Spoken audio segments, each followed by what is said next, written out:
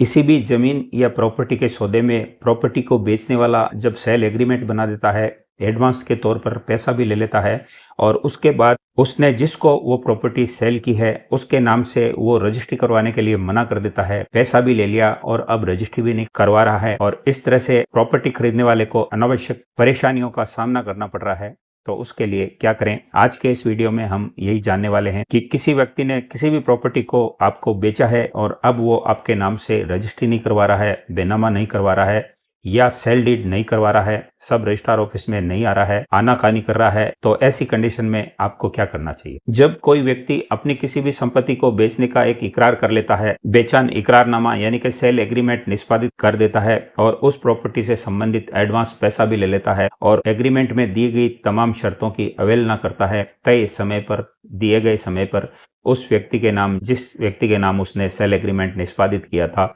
उस व्यक्ति के नाम वो रजिस्ट्री करवाने के लिए आनाकानी करता है, सब रजिस्ट्रार ऑफिस में उपस्थित तय समय पर नहीं होता है, तो ऐसे समय में प्रॉपर्टी खरीदने वाले के क्या अधिकार हैं, वो कोर्ट में जाकर क्या कर सकता है, उस प्रॉपर्टी को वो कैसे हासिल कर सकता है और उस प्रॉपर्टी के प्रति किस प्रकार से वो उस व्यक्ति से रजिस्ट्री करवा सकता है, या अगर वो व्यक्ति उस प्रॉपर्टी की रजिस्ट्री करवाने में आनाकानी करे, मना करे, तो कोर्ट के जरिए वो किस प्रकार से उस प्रॉपर्टी की रजिस्ट्री करवा सकता है। ये सारी बातें इस वीडियो में हम डिस्कस करने वाले हैं। तो दोस्तों, वीडियो बहुत ज्यादा हेल्पफुल होने वाली है, बहुत ज्यादा नॉलेजेबल है। अंत तक इस वीडियो में बने रहें, वीडियो को पूरा जरूर देखें ताकि सारी बात आपको समझ में आ जाए, पूरा प्रोसेस आपके दिमाग में आ जाए। और वीडियो को देखने के बाद हमारा आपसे निवेदन रहेगा कि इस वीडियो को एक लाइक जरूर कर दें, हमारे चैनल को सब्सक्राइब करके बेल आइकन जरूर दबा दें ताकि इसी तरह की आने वाली तमाम वीडियोज की नोटिफिकेशन आपको मिलती रहे। अगर प्रॉपर्टी खरीदने वाले के पास वो सेल एग्रीमेंट है तो उस सेल एग्रीमेंट को वो कोर्ट में किस प्रकार से यूज ले सकता है,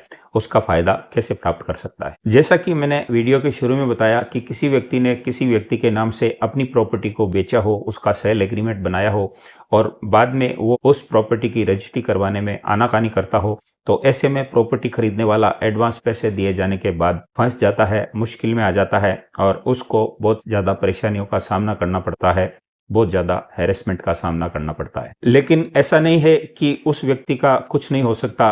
आप उस व्यक्ति का कुछ नहीं बिगाड़ सकते जिसने आपको प्रॉपर्टी बेचा है। कानून में काफी कुछ ऐसे प्रावधान रखे गए हैं कि प्रॉपर्टी खरीदने वाले के हक में कुछ ऐसी बातें हैं जिनका फायदा आप उस सेल एग्रीमेंट के आपके पास होने की कंडीशन में उठा सकते हैं। दोस्तों, इसको किस प्रकार से हासिल किया जा सकता है, उस प्रॉपर्टी की रजिस्ट्री कैसे करवा सकते हैं, तो मैं आपको एक उदाहरण से समझाना चाहूंगा कि मान लीजिए ए व्यक्ति है जिसने उस प्रॉपर्टी को बेचा है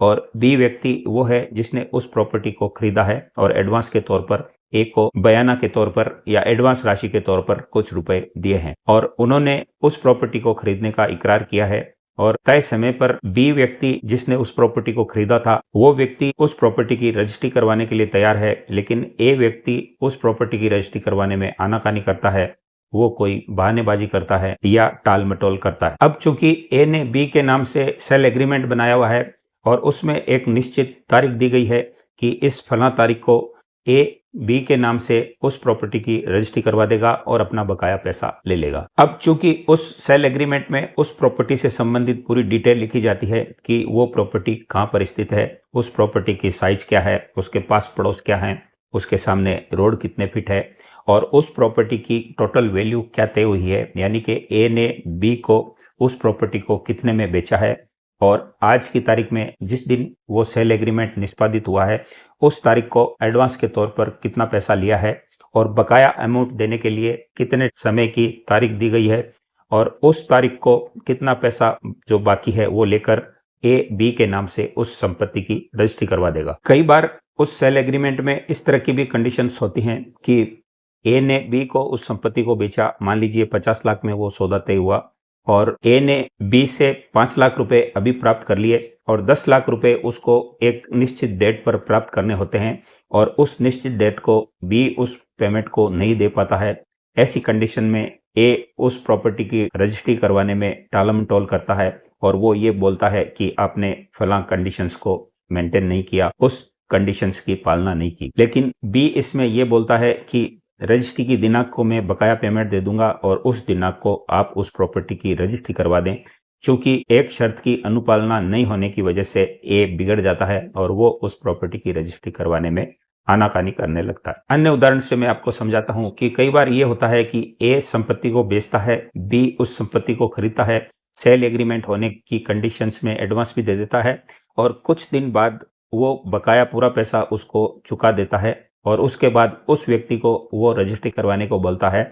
तो ऐसी कंडीशन में ए बी के नाम से उस संपत्ति की रजिस्ट्री करवाने में टाल मटोल करने लगता है, बहानेबाजी करने लगता है। कई बार ये बोलता है कि मेरे घर में ऐसा हो गया, कई बार बाहर चला गया, कई बार बीमार हो गया। इस तरह की तमाम टाल मटोल वाली नीति वो यूज में लेता है। कई बार फोन भी नहीं उठाता। तो तमाम इस तरह की कंडीशंस आपके सामने आ सकती है। तो अब ये तमाम कंडीशंस में जब ए किसी भी प्रॉपर्टी की संपत्ति की रजिस्ट्री करवाने में आनाकानी करता है तो बी के पास क्या रास्ता बचता है? वो परेशान न हो, हैरेस न हो या कोई मुश्किल का सामना उसको न करना पड़े, तो उसके लिए उसको आवश्यक कदम उठाने पड़ेंगे। और उसमें सबसे पहला जो कदम होता है, उसको किसी भी समझदार अधिवक्ता से, लॉयर से मिलना पड़ेगा और उस लॉयर से अपने नाम से या उस लॉयर के नाम से, एक के नाम से एक नोटिस जारी करवाना पड़ेगा और उस नोटिस में आपको तमाम उस प्रॉपर्टी से संबंधित, सेल एग्रीमेंट से संबंधित शर्तों की बात को रखना पड़ेगा और ए को ये बताना पड़ेगा कि बी उस प्रॉपर्टी की, उस संपत्ति की रजिस्ट्री करवाने के लिए तैयार है,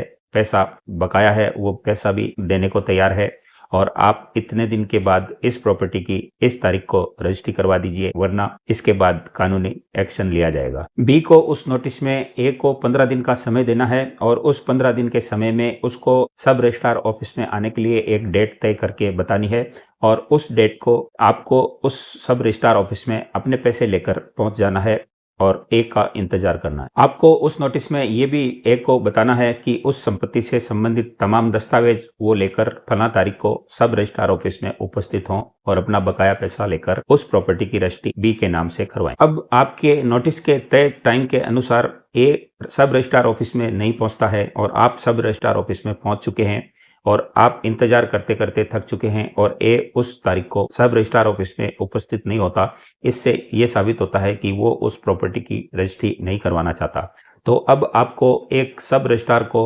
एप्लीकेशन देनी है और उस एप्लीकेशन में आपके एग्रीमेंट का हवाला देना है और उसमें लिखी गई तमाम कंडीशंस को उसको बताना है और साथ ही साथ आपको जो आपने नोटिस दिया है उस नोटिस की एक प्रति लगानी है। नोटिस में लिखी गई तमाम कंडीशंस को भी सब रजिस्ट्रार के सामने पेश करना है और सब रजिस्ट्रार को आपको ये बताना है कि मैं इस रजिस्ट्री करवाने के लिए सब रजिस्ट्रार ऑफिस में उपस्थित हूँ, लेकिन ए इस प्रॉपर्टी की रजिस्ट्री करवाने के लिए सब रजिस्ट्रार ऑफिस में उपस्थित नहीं हुआ है। तो ऐसी कंडीशन में सब रजिस्ट्रार महोदय बी के नाम से उसकी उपस्थिति की एक रसीद बना देंगे और ये प्रूफ दे देंगे कि इस दिनांक को सब रजिस्ट्रार ऑफिस में बी व्यक्ति अपनी प्रॉपर्टी की रजिस्ट्री करवाने के लिए उपस्थित हुआ था। ये बी के नाम से एक बहुत बड़ा एविडेंस होगा, बहुत बड़ा सबूत होगा। ये साबित करेगा कि बी उस प्रॉपर्टी की रजिस्ट्री तमाम तय शर्तों के अनुसार करवाना चाहता था और उस तय दिनांक को वो सब रजिस्ट्रार ऑफिस में उपस्थित हुआ था। लेकिन ए ने टाल मटोल की नीति अपनाकर उस दिन सब रजिस्ट्रार ऑफिस में अपनी उपस्थिति नहीं दी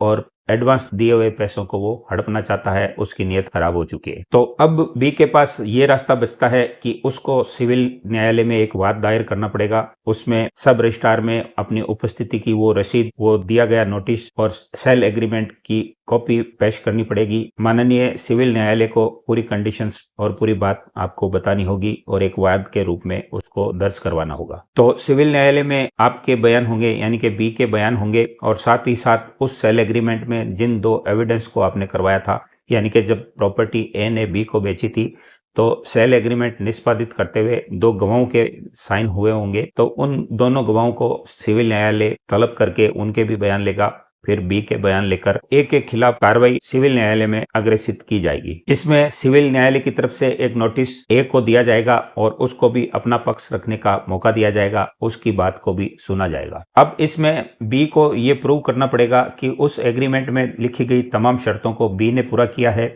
लेकिन एग्रीमेंट में लिखी गई शर्तों की अवहेलना ए ने की है। और अगर बी इस बात को साबित कर देता है, न्यायालय में ये प्रूव कर देता है, तो इसमें सिविल न्यायालय सबसे पहले ए को ये निर्देश देगा कि उस प्रॉपर्टी की रजिस्ट्री वो बी के प्रति करवाने के लिए बाध्य है और वो इस दिनांक को सब रजिस्ट्रार में उपस्थित होकर फला प्रॉपर्टी की रजिस्ट्री बी के पक्ष में करवा दे। और न्यायालय के निर्देशित करने के बाद भी जब ए उस प्रॉपर्टी की रजिस्ट्री सब रजिस्ट्रार ऑफिस में उपस्थित होकर बी के पक्ष में अगर नहीं करवाता है, वो न्यायालय के आदेश की अवहेलना करता है, तो ऐसी कंडीशन में सिविल न्यायालय अपने आदेशों से और अपनी मोहर से उस प्रॉपर्टी की रजिस्ट्री बी के पक्ष में अपने आदेश से करवा देगा और उसमें फिर ए की जरूरत भी नहीं पड़ेगी। तो दोस्तों, इस वीडियो में हमने ये जाना कि कोई व्यक्ति किसी भी प्रॉपर्टी को बेचने के बाद उस प्रॉपर्टी की रजिस्ट्री उस व्यक्ति के नाम न करवाए जिसको उसने उस प्रॉपर्टी को बेचा है और एडवांस के तौर पर पैसा भी लिया है, और एग्रीमेंट की लिखी गई शर्तों की वो अवहेलना करे,